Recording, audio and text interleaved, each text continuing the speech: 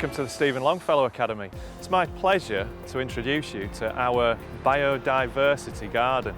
This is a project that was inspired very much by the work that was done at the Ruth Gorse Academy in 2019 when two groups of students went to visit Trinidad. The whole idea of a space that is rich in wildlife, flora and fauna really started to get us thinking about what we can do with some quite valuable space on our land. So I'm going to, in a moment, show you around it and then introduce you to around 20,000 very, very interesting females. The first part really is just to get a feel for Stephen Longfellow Academy and where it's at. So we're based in Beeston, and Beeston is a suburb in the south of Leeds. About 22,000 people live here. But what a lot of people don't know is that Beeston, a couple of hundred years ago, was right at the centre of the Industrial Revolution. And a lot of heavy industry took place, in particular open cast mining. So what we're standing on right now are the industrial remains of an old coal mine. And the coal that would have been mined then was used very much for developing power for the growing textile industry, for which Leeds became world famous. And you can see now we're in an area which is basically a pit, and this would have been part of an old mine. But one of the things that we've managed to retain is this amazing tract of land which has got some really interesting features which I'll explain. So first of all, we've got the pond. Now the pond is a project that we're going to be working on over the next year or two, and really what we want to do is to ensure that in this space we can really sort of develop a habitat which will be valuable for frogs, toads, newts, and also that in itself will start to attract insect life. And insect life, as we're going to find out, is really important for us. Frogs, toads and newts are part of which group of living things? Is it A. reptiles, B. amphibians, C. mammals or D. fish?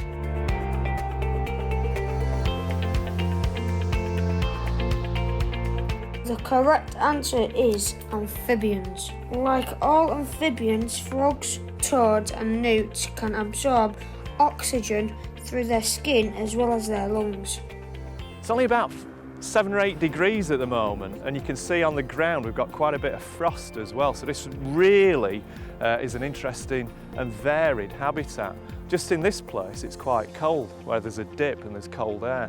But in other parts of the site it's going to be quite a bit warmer, so that variation is really important for developing different species of plants and also animals that come to visit. Just over here, and this is just something that probably happened last night, we've actually got the remains of a pigeon. And just before lockdown in 2020, what I did observe was a family of stoats running across this area. Absolutely amazing. So a mother and about 5 kids. And it just shows you that we've got some really interesting wildlife hidden in the bushes, tucked away, but they've got the opportunity for food. And unfortunately this pigeon has been the diet of probably a stoat family or a fox. If any of you are interested in bird watching at all, this area is absolutely fantastic for it. Just looking around, we've got a great variety of trees. We've got the pines, the conifers, which are really attractive to a lot of finch species. So goldfinch are really prevalent around the edges of the site. We see a lot of sparrows, a lot of pigeons. Also red kites and kestrels are attracted to this area, pretty much because this is a green oasis in the centre of Beeston. It's an absolutely amazing place where different species can come and they can find food and shelter, most importantly. Which of these ecosystems has the highest biodiversity?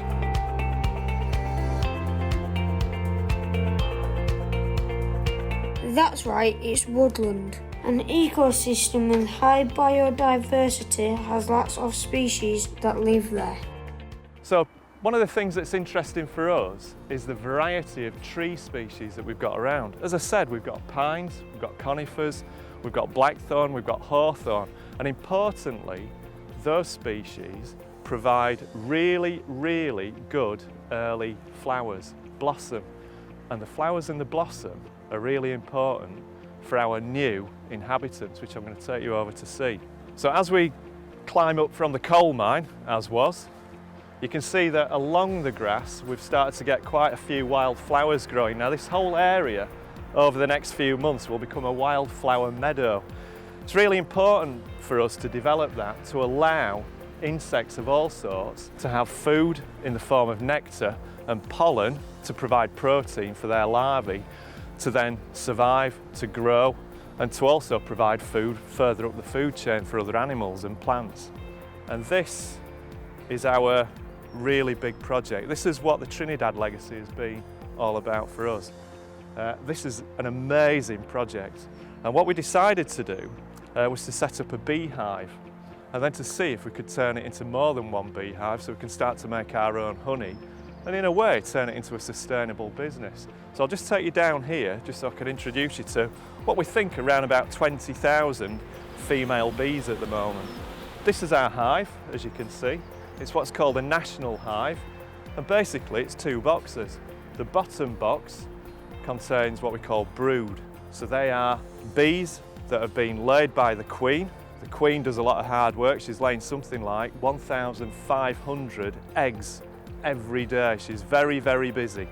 She's looked after by around 20,000 at the moment worker bees, all females, who make sure that the hive is guarded, that food is brought in from the outside.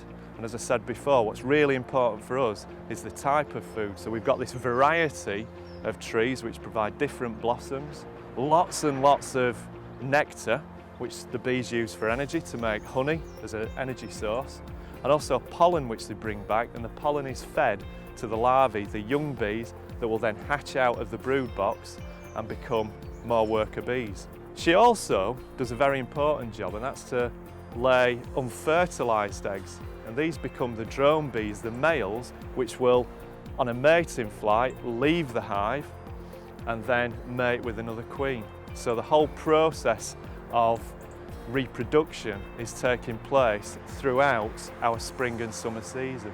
Around about June time, we should have a maximum of about 70,000 bees in there, and our intention is to develop a new queen.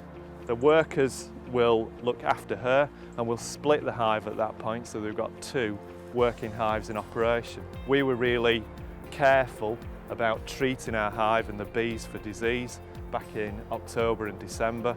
We really looked after them, made sure that they'd got plenty of food in the form of fondant to add to the honey that they produced last summer, and we got them through. And at the moment we've got a thriving colony which we're really pleased about, and is an absolutely fantastic experience for not just the students to see and to experience and to learn about, but it gives them a really good focus about the importance of the beehive itself and how it fits into the whole ecology of this area. So that is the Stephen Longfellow Biodiversity Project, and this whole space that we're working on here is going to be developed over the next 2 or 3 years, where we're going to be growing plants, vegetables, also developing the hives, and just making sure that this is an area where students can come and learn and get a really good feel for and a hands-on experience of the importance of ecology, biodiversity, and all the stuff that they need to know about food chains, food webs, and the importance of animals and plants in that structure. It's 7 degrees at the moment. It's rather cold. This time last year, our bees would probably have been quite active already. It was very warm during April last year, but this year the sort of weather conditions have been somewhat different. So it's been getting up to 17, 18 degrees, which is absolutely brilliant for them, but in the morning and overnight it's been very, very cold, down to sort of frosty conditions. So our bees, a little bit like teenagers, are still asleep at the moment. Very little is taking place. They'll just be huddling together, keeping the queen warm, keeping each other warm, working around in a ball a little bit like penguins do in the Antarctic. But round about 10 or 11 o'clock when the sun hits the hive, the temperature's going to go up, and then what we're going to do is come back and have a look inside and see what the hive is all about and what these bees do all day. Bees are a species of insect closely related to wasps and ants. There are over 16,000 species of bee known. Some species, including honeybees and bumblebees, live socially in hives. whereas other species such as leafcutter bees are solitary. Bees are found on every continent except for Antarctica. Bees feed on the nectar in plants and use this as their primary energy source in much the same way humans make use of glucose in our diets. They also feed on pollen and extract proteins and vitamins. This is very important from feeding the larvae before they hatch. In visiting flowers, they pick up large amounts of pollen on their bodies and transfer these to other flowers, aiding the process of plant reproduction. Queens are worker bees that have been fed royal jelly. The substance contains hormones that turn the worker into a queen with the ability to reproduce. Workers are female bees. They are the offspring of a queen and drone. Workers live for about 3 weeks in the summer and have the following jobs: nurse, cleaner, queen attendant, guard, forager. Drones are the male bees. They exist only to mate with a queen. Until their mating flight, they are looked after by the workers in the hive. Once a drone has mated, it dies. Bees are most active from March through to September.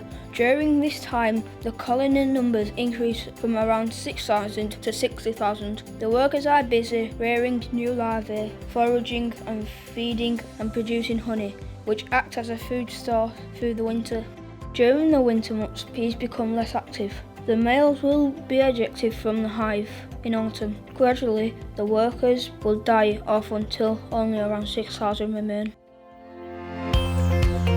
We're going to do our inspection today. It's a big one because it's really the first big one that we've done since the winter period when we couldn't go into the hive. Can any of you tell me why we wouldn't go in the hive during winter time?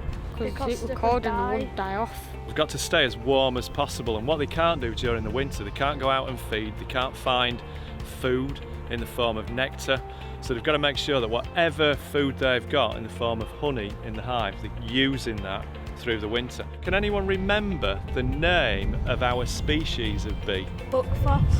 Buckfast bee. These were originally produced down in Devon in the Buckfast Abbey.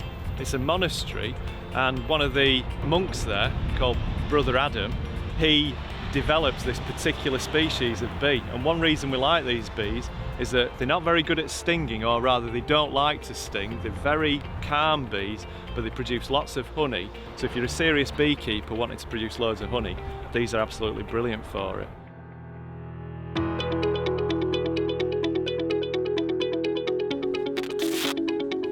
As soon as you put some air into it, it really starts to burn, doesn't it, yeah?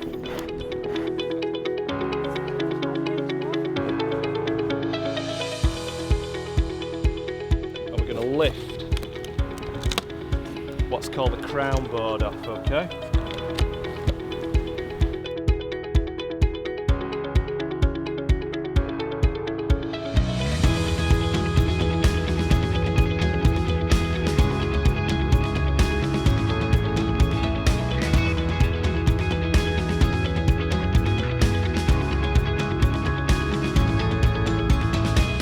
What are male bees called?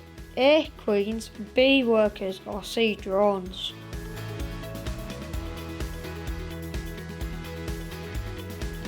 And the answer is C. Drones. By June, how many bees are living in a hive like the ones at the Stephen Longfellow Academy? A. 5,000, B. 10,000, or C. 60,000?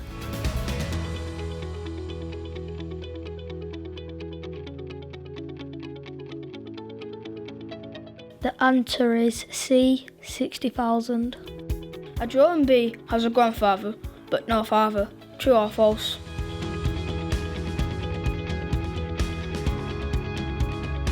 The answer is true. A drone bee develops from the unfertilized egg of a queen bee. She is mother and father to it. The queen has a mother and father. The queen's father is our drone's grandfather.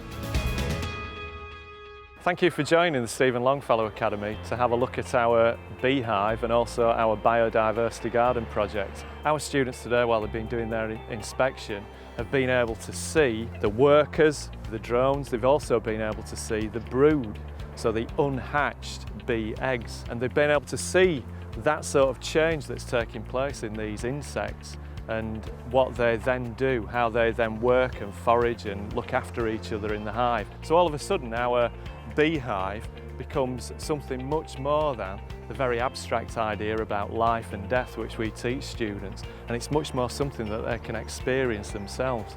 In many ways what they've seen is life's rich pageant at work at the Stephen Longfellow Academy. We're really excited about where we're going to go with this project as well. We're going to be setting up our living wall very shortly, and that's going to be a fantastic resource for the bees and other pollinating insects. They're going to be able to forage from the flowers that are in there throughout the year. And importantly, what we're going to be also doing is developing a new queen in our hive. And that means that we will have the opportunity to set up a second hive, and from that point, we'll be able to harvest honey on a regular basis. So for us, it means that not just watching us on the video, you're really able to experience Stephen Longfellow honey at some point in the very near future.